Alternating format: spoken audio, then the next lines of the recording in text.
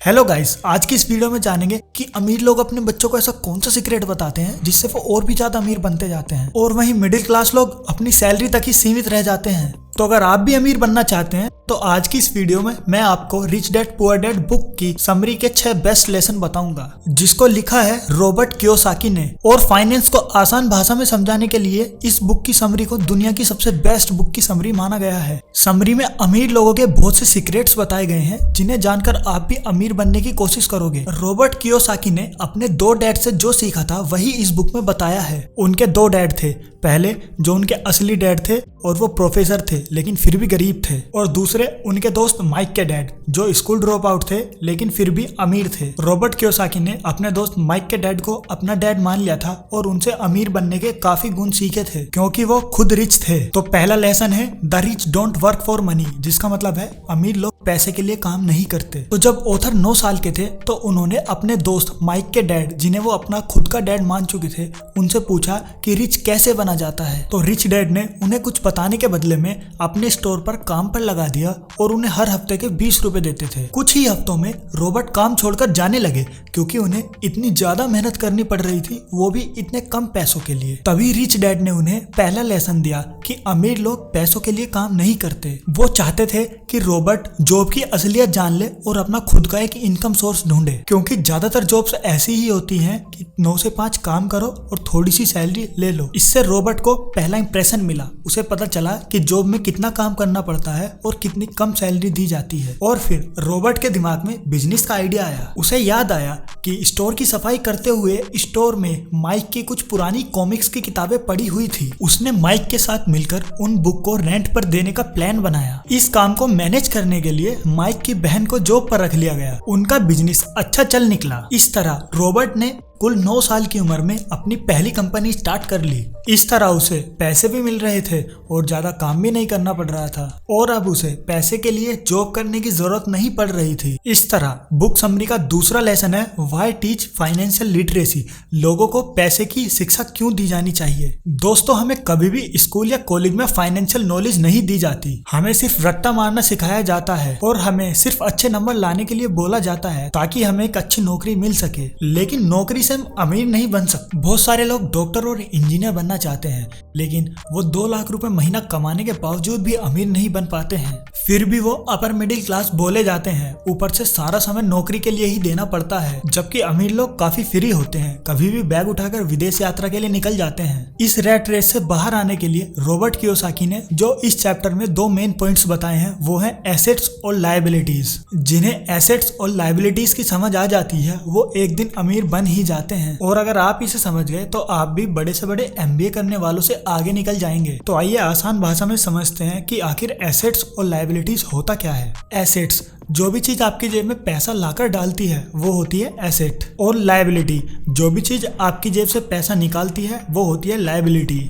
Example ले लेते हैं, अगर आपने एक कार लोन पर ली है तो वो आपके लिए एक लायबिलिटी है क्योंकि वो आपकी जेब से पैसे निकाल रही है, चाहे वो प्रदूषण के लिए हो, इंश्योरेंस के लिए हो या फिर सिर्फ पेट्रोल के लिए ही क्यों ना हो। उसी कार को आप एसेट भी बना सकते हैं अगर आप उसको ओला से लिंक कर देते हैं तो, और ड्राइवर भी रख लेते हैं क्योंकि फिर वही कार आपकी जेब में पैसा लाकर डालेगी। चलो फिर एक और एग्जाम्पल से समझते हैं। सपोज कीजिए आपने 50 लाख का घर लोन पर लिया है तो वो आपके लिए एक लायबिलिटी बन चुकी है क्योंकि आपने उसको लोन पर लिया है और आप 25 साल तक उसकी किस्तें भरते रहेंगे, वो भी इंटरेस्ट के साथ। इसके अलावा अगर आप इसी पैसे को FD या PPF में रखते हैं तो यही पैसा 10 से 15 साल में दुगना हो जाएगा। फिर आप जो घर लेंगे वो एक तरह से फ्री में होगा। फिर उस घर का कोई भी खाली कमरा आप किराए पर दे सकते हैं और इस तरह वो भी आपका एसेट हो जाएगा। तो दोस्तों, देखा आपने, ये सब स्कूल और कॉलेजेस में नहीं पढ़ाया जाता, यहाँ तक कि MBA करने वालों को भी ये चीजें नहीं पढ़ाई जाती और इसीलिए वो सिर्फ नौकरी ही कर रहे होते हैं। फिर यही सवाल आता है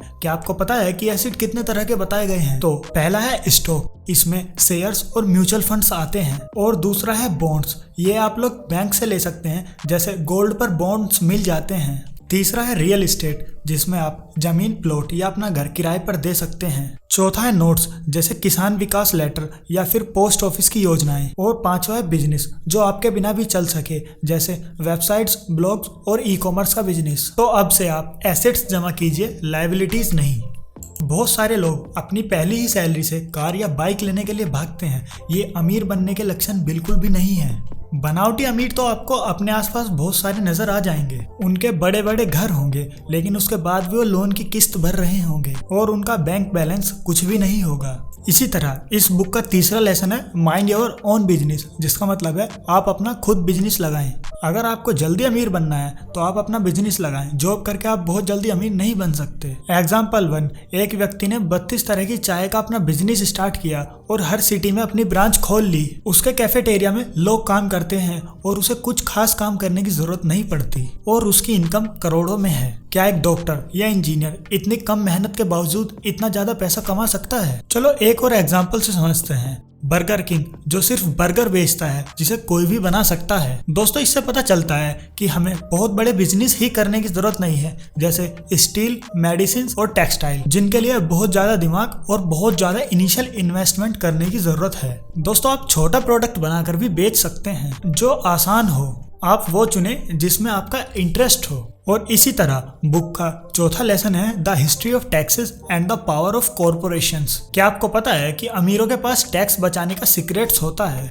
वो कॉरपोरेशन या कंपनी बना लेते हैं और सरकार कंपनी को बहुत सारी रियायतें देती हैं। मान लीजिए किसी को कार लेनी है तो वह उसे अपने नाम पर नहीं बल्कि कंपनी के नाम पर लेगा। इससे उसका टैक्स नहीं लगेगा और वो घर भी कंपनी के नाम पर ही लेगा। इसी तरह अमीरों के पास बहुत सारे तरीके होते हैं टैक्स बचाने के। और फंसता कौन है? Middle class family. करते रहो मेहनत और भरते रहो टैक्स। लोन की कहानी भी सबको पता होती है। कंपनी के नाम पर लोन लेते हैं और फिर इधर उधर कर देते हैं।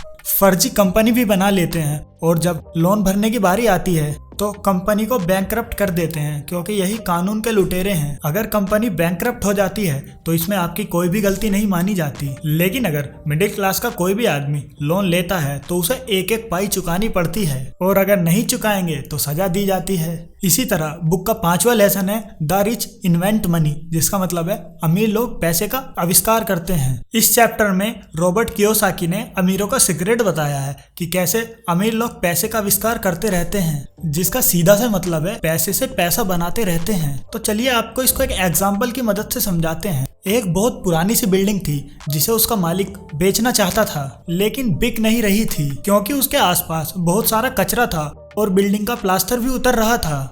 उस अमीर इंसान ने उस बिल्डिंग को बहुत ही सस्ते दाम में खरीद ली।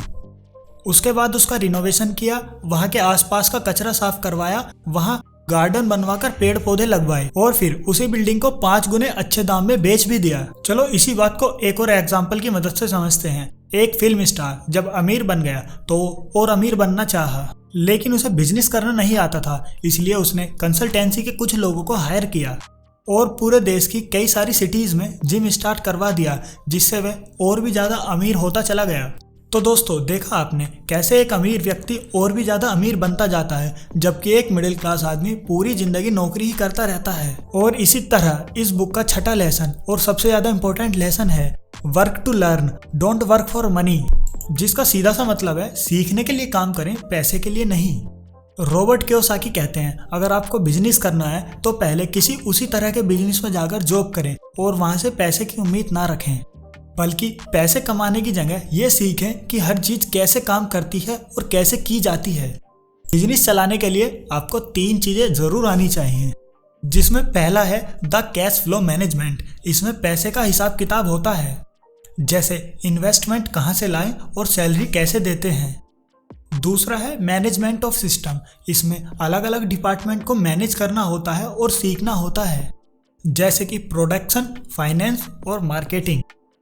तीसरा है पीपल मैनेजमेंट, जिसका मतलब है एम्प्लॉयज से कैसे डील की जाती है।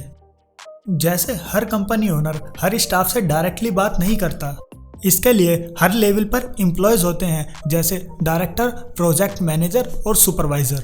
और दोस्तों, आपको ये जानकर हैरानी होगी कि हर MBA करने वाले को ये चीजें नहीं सिखाई जाती, लेकिन 95% लोग दूसरे के लिए काम कर रहे होते हैं, क्योंकि उन्हें सिर्फ थ्योरी पता होती है, प्रैक्टिकल नॉलेज बिल्कुल भी नहीं होती है।